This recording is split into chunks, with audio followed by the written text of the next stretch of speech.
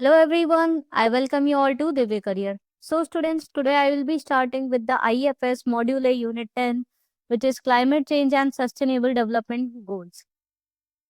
So students, channel को जरूर से सब्सक्राइब करके बेल आइकन प्रेस कर दीजिए to get the timely notification of all the uploaded videos. साथ में जेआईबी रिलेटेड सारी अपडेट्स के लिए हमारा टेलीग्राम ग्रुप ज्वाइन कर लीजिए, उसकी link I have shared in the description box. So let's start with our today's session. So climate change and sustainable development goals. So as you all know, there are 15 sustainable development goals that have been set. उसमें से आपका जो SDG 13 है, Sustainable Development Goal 13, that is based on climate change. So climate change का पहले हम लोग meaning देखेंगे क्या है. Long term changes in the temperature and the weather patterns are referred to as climate change. These variations may be natural, but human activities having the primary cause of climate change, mostly owing to the combustion of the fossil fuels which creates heat trapping gases. अब जैसे कि international level पे भी बात कर रही जा रही है कि ग्लोबल वार्मिंग बहुत ज्यादा बढ़ रही है, उसकी वजह से आइस मेल्ट होती है, उसकी वजह से फूड क्राइसिस की सिचुएशन अराइज होती है, हंगर प्रॉब्लम अराइज होती है, पावर्टी आती है. तो इसलिए बहुत ज्यादा इम्पोर्टेंट है कि सारी कंट्रीज नेसेसरी स्टेप्स ले जिससे कि हीट ट्रैपिंग गैसेस जो आपके बन जाती है, जो ग्रीन हाउस गैसेस ओके जो आपके एटमॉस्फेयर में जाकर ट्रैप हो जाती है, जिसकी वजह से ग्लोबल वार्मिंग का जो मेजर रीजंस है वो कम हो सके. और उसके लिए डिफरेंट डिफरेंट कंट्रीज के अपना टारगेट उन्होंने सेट किया है. उसके लिए एनडीसी है, नेशनली डिटरमाइंड कॉन्ट्रीब्यूशंस. जो डिफरेंट कंट्रीज ने अपने टारगेट्स वो क्या क्या उन्होंने सेट करे हैं, कैसे कैसे वो उसको अचीव करने वाली है, and how they are going to contribute towards the reduction in the overall temperature rise. तो वो सभी कंट्रीज ने अपने अपने पुट फोर्थ करे हैं, जो भी मेंबर कंट्रीज थी. और इसमें हाँ इसी में हम लोग आगे देखेंगे और क्या क्या स्टेप्स लिए जा रहे हैं. So the Paris Agreement was adopted in 2015 to limit the global temperature rise. Its goal was to hold the increase in the global average temperature well below 2 degrees Celsius above the pre-industrial levels. So आपका COP21 Conference of Parties 21 आपकी हुई थी इन 2015 में, Paris में हुई थी ये.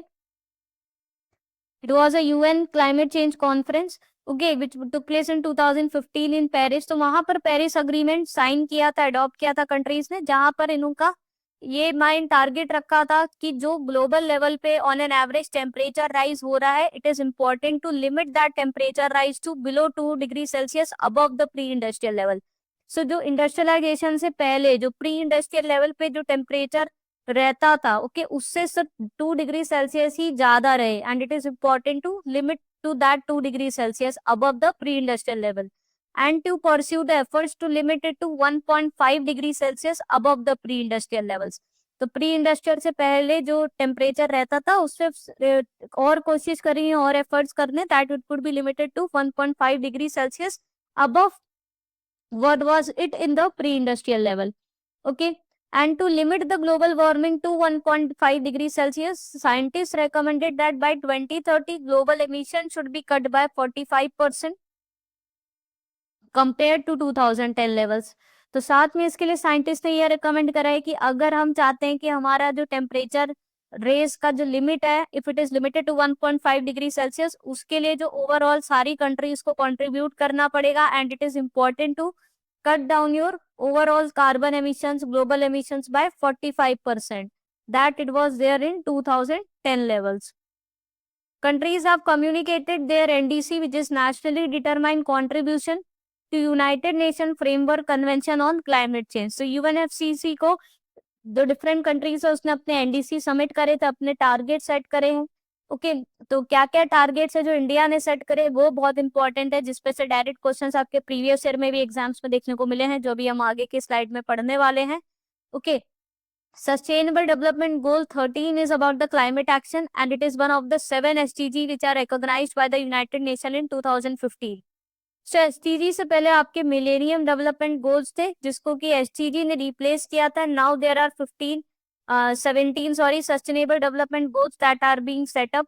और उसमें से जो SDG 13 है that is based on the climate change की किस तरीके से हमें क्लाइमेट एक्शन प्लान्स अपना बनाना है और किस तरीके से हमें ओवरऑल कार्बन एमिशंस रिड्यूस करने हैं।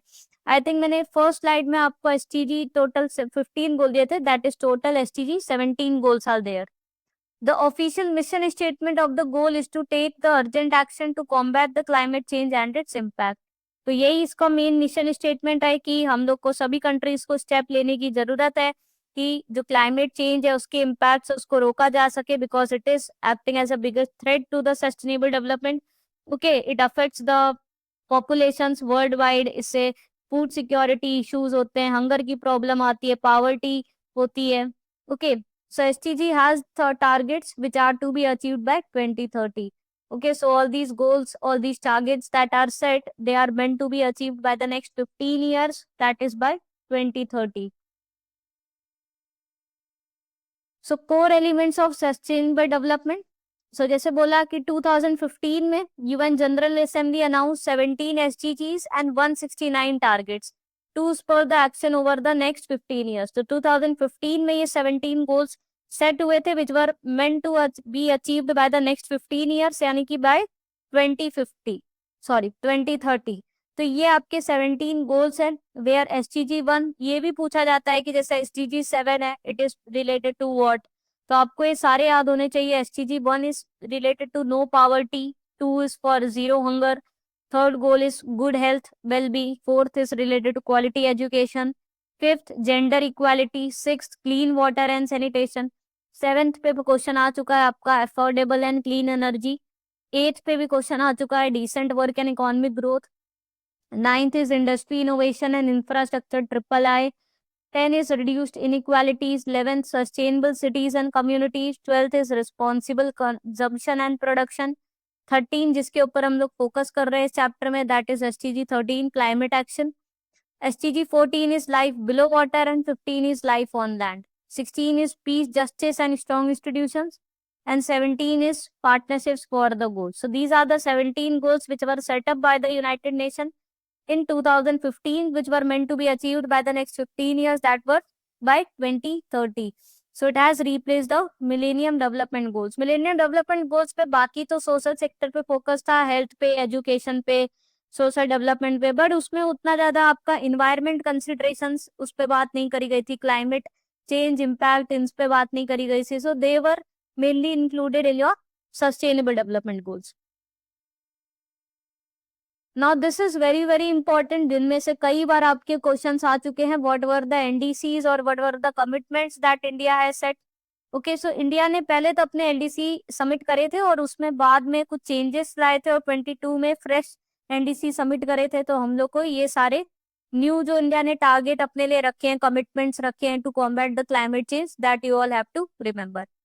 First is achieving the target of net zero emissions by the year 2070. Net zero emissions का मतलब होता है कि जितनी ग्रीन हाउस गैस हम लोग एमिट कर रहे हैं उसी के इक्विवेलेंट हम लोग उसको रिड्यूस भी करें एटमॉस्फेयर से, जिससे कि जो उसका नेट इफेक्ट है वो जीरो हो जाए, जिससे और एडिशनल वो गैसेस क्या है ट्रैप ना हो हमारे एटमॉस्फेयर में. So it is important to have net zero emission, मतलब जितनी ग्रीन हाउस गैसेस हम लोग रिलीज कर रहे हैं by the different industrial activities, उतना ही ज्यादा हम लोग एफर्ट ले रहे हैं through afforestation, through forest cover की वो उतनी रिड्यूस भी हो, so that the net impact is zero.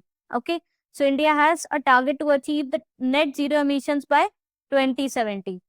Then achieving 500 gigawatt non fossil energy capacity by 2030. So जो नॉन फॉसिल बेस्ड एनर्जी है, जैसे कि जो कि आपकी रेन्यूएबल बेस्ड होती है, सोलर, हाइडल, ओके, उन सब का विंड पावर उनका ज्यादा यूज करें for generating, for meeting the energy requirements. Okay, so 500 gigawatt non fossil energy capacity develop करनी है by 2030. Fulfilling 50% of the energy requirements from the renewable energy sources by 2030. जो भी टोटल एनर्जी रिक्वायरमेंट्स है around 50% should be met by the renewable energy, जिसका भी बताया आपका solar energy, wind energy, hydel energy, okay, जिनसे कि पॉल्यूशन नहीं होता है, ओके, कार्बन एमिट नहीं होता है. So 50% of the energy requirement should be met by renewable energy by 2030. India will reduce the total projected carbon emissions by 1 billion tons from now onwards till 2030. Then it has set a target कि around 1 billion tons carbon emissions India कम करेगी by 2030. By 2030, India will reduce the carbon intensity of its economy by 45%. और जो total India की जो carbon intensity है of it GDP, it will be reduce by 45% by 2030। So India का ये जितने भी इंडिया ने टारगेट सेट करे हैं, कौन से ईयर तक कौन सा टारगेट सेट किया और कितना परसेंटेज क्या सेट किया है, ये सब आपको अच्छे से याद करना है। ये सारे पॉइंट्स बहुत इंपॉर्टेंट है, जिनमें से कई बार क्वेश्चन आपके प्रीवियस ईयर में आ चुके हैं।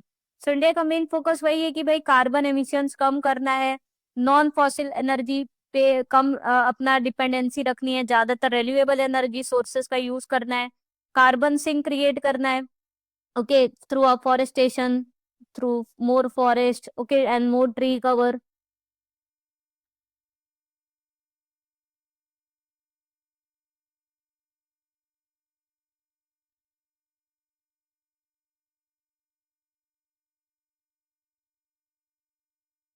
नेक्स्ट है हमारा banks and climate change. So banks and climate change में क्या है, अब बैंक्स कैसे कैसे स्ट्रेटजीज अडॉप्ट कर सकती है, क्या क्या इनिशिएटिव्स ले सकती है टुवर्ड्स दिस डायरेक्शन, तो उसके बारे में हम लोग देखेंगे। So climate change is likely to lower the India's GDP by 2.8% per year by 2050 according to world bank. So world bank ने एस्टिमेट किया है कि क्लाइमेट चेंज की वजह से जो इंडिया की जीडीपी है, टोटल आउटपुट है, उस पर रिडक्शन आ सकता है बाय 2.8%, बिकॉज ग्लोबल वार्मिंग की वजह से क्या होता है, फूड क्राइसिस सिचुएशन अराइज होते हैं, ओके, एक्सट्रीम वेदर इवेंट्स होते हैं, आपके फ्लड्स वगैरह आ रहे, साइक्लोन्स हो रहे हैं, हरिकेन्स हो रहा है, तो उसकी वजह से ऑफकोर्स आपके फूड ग्रेन्स वगैरह इम्पैक्ट होते हैं। Indian banking industry has a key role to play in responding to the climate crisis in terms of managing the risk that the climate change poses to the operations and in funding the India's energy transition. So India की अगर banking industry की बात करें, मतलब banks क्या है, it is important for the banks की वो सस्टेनेबल फाइनेंस प्रोवाइड करे, ग्रीन फाइनेंस प्रोवाइड करे, मतलब वो ज्यादातर क्रेडिट है, फंडिंग या प्रोवाइड करे टू द ग्रीन प्रोजेक्ट्स, जो इन्वायरमेंट फ्रेंडली प्रोजेक्ट्स हैं। And this is how India could play banks could play an important roles toward our transition to the green economy. Financial Services Task Force of Sustainable Market Initiative suggests the strategies on how the banking sector can support the transitions. तो ये 3 points है जिसमें mention है कि कैसे banking sector support कर सकता है in our transition to becoming the green economy. First is benchmarking the definition of sustainable financing for the further investments. So पहले इट इज इम्पोर्टेंट कि एक कॉमन कंसिस्टेंट अंडरस्टैंडिंग होनी चाहिए, प्रॉपर स्टैंडर्ड्स होने चाहिए रिलेटेड टू कि क्या चीज आपकी सस्टेनेबल की कैटेगरी में आती है, what actually defines the sustainable, what is actually green finance, okay, जिससे कि एक प्रॉपर ट्रांसपेरेंसी हो, प्रॉपर कंपेरेबिलिटी हो, इन्वेस्टर्स को भी कॉन्फिडेंस मिल सके कि वो जो भी फंडिंग दे रहे हैं, अगर कैपिटल प्रोवाइड कर रहे हैं, that is genuinely being used for the sustainable activities, okay. So एक स्टैंडर्डाइज डेफिनेशंस की जरूरत है, ओके, ग्रीन टैक्सोनॉमीज की प्रॉपर हो कि भाई स्टैंडर्ड्स हो related to what is consider to be sustainable and green. Then undertaking the scenario analysis. तो सेकंड है कि बैंक्स को क्या है, क्लाइमेट रिलेटेड सिनेरियोज वगैरह यूज करने चाहिए, ओके, कि जैसे कि होता है कि वर्स्ट केस सिनेरियो आपका, पॉजिटिव सिनेरियो, एक आपका नॉर्मल सिनेरियो। तो अगर जैसे वर्स्ट केस क्या इम्पैक्ट हो सकता है, क्या क्या वल्नरेबिलिटीज है जो कि हो सक क्या क्या है, जो वो सब पूरा आइडेंटिफाई करना, प्रॉपर रिस्क असेसमेंट करना कि क्लाइमेट चेंज की वजह से उनका पूरे बिजनेस और पोर्टफोलियो पे क्या क्या इम्पैक्ट पड़ेगा, ओके। तो वो पूरा सिनेरियो एनालिसिस पूरा बैंक्स को लेना चाहिए अंडर वेरियस सिनेरियोज की, क्या पूरा नेगेटिव अगर होता है क्लाइमेट रिलेटेड, ओके, तो उनके पूरे मॉडल पे, इनके पूरे पोर्टफोलियो पे, बैंकिंग पे क्या इम्पैक्ट पड़ेगा। प्रॉपर उनकी इम्पोर्टेंट है कि स्ट्रेटेजिक प्लानिंग उनको डेवलप करनी चाहिए, ओके, जिससे वो ये सब क्लाइमेट मैनेजमेंट कर सके। Assessing the risk and opportunities in the sustainable financing mechanism. साथ में बैंक्स को ये बहुत इंपॉर्टेंट है कि डिफरेंट क्या क्या रिस्क अराइज हो सकती है ड्यू टू क्लाइमेट चेंज, जैसे कि फिजिकल रिस्क क्या क्या हो सकती है टू द बैंकिंग इंफ्रास्ट्रक्चर, क्या क्या ट्रांजिशन रिस्क हो सकती है, क्या रेप्यूटेशनल रिस्क हो सकती है, ये सब आइडेंटिफाई करना बहुत जरूरी है, ओके। कि मान लीजिए अगर बैंक है सिर्फ नॉन सस्टेनेबल या कार्बन एमिटिंग प्रोजेक्ट्स को फंड दे रही है, सो ऑफ कोर्स इससे इसकी भी पब्लिक इमेज खराब होगी, okay, so it is important to fund green projects, green finance, green bonds वगैरह इशू करे, ओके, जिससे कि इन्वायरमेंट सस्टेनेबल प्रोजेक्ट्स को सफिशिएंट फंडिंग मिल सके। Next is progress in India. So India में क्या क्या स्टेप्स लिए गए हैं एट डिफरेंट लेवल्स, वो देखेंगे। So in May 2017, SEBI issued the guidelines for the green bond issuance, specifying the disclosure requirements. So SEBI ने गाइडलाइंस इशू करी है related to issuance of green bonds, कि जैसे जो कंपनीज है अगर फंड्स रेज कर रही है through the issuance of green bonds, तो उनको प्रॉपर डिस्क्लोजर देने की जरूरत है, ओके, कि that they are going to use these proceeds in the environment friendly projects, किस टाइप के प्रोजेक्ट्स इससे वो फंड करने वाली है, ओके, ग्रीन प्रोजेक्ट्स ही होने चाहिए, वो कैसे प्रॉपरली उसको फंड को डिप्लॉय करेगी तो उसका पूरा ट्रैकिंग मैकेनिज्म पूरा होना चाहिए, ओके, तो उससे रिलेटेड पूरा प्रोसीजर मेंशन करना। Then it is also important to appoint an independent reviewer या सर्टिफायर, जो कि पोस्ट फिर इसके बाद क्या है, काम होने के बाद इसको वेरीफाई कर सकेगी कैसे कहाँ पे फंड को यूज किया गया है। और साथ में इसमें था कि डिस्क्लोजर्स उनको देने होते हैं अपने एनुअल रिपोर्ट्स में, BRSR में, which was business responsibility sustainability report, जिसमें जो आपके टॉप लिस्टेड एंटिटीज होते हैं उनको इसमें रिपोर्टिंग देनी होती है कि कैसे कैसे उन्होंने डिफरेंट स्टेप्स या इनिशिएटिव्स लिए towards sustainable development. Reserve Bank has included a small renewable energy sector under priority sector lending scheme in 2015. Under this scheme, firms in renewable energy sector are eligible for the loans up to 35 crores, which are increased from 30 crores in 25 and rupees 10 lakhs for individual households. So PSL में जैसा आपको पता है 8 to 9 sectors है जो priority sector lending के अंदर में आते हैं। Renewable energy is also one of the sectors.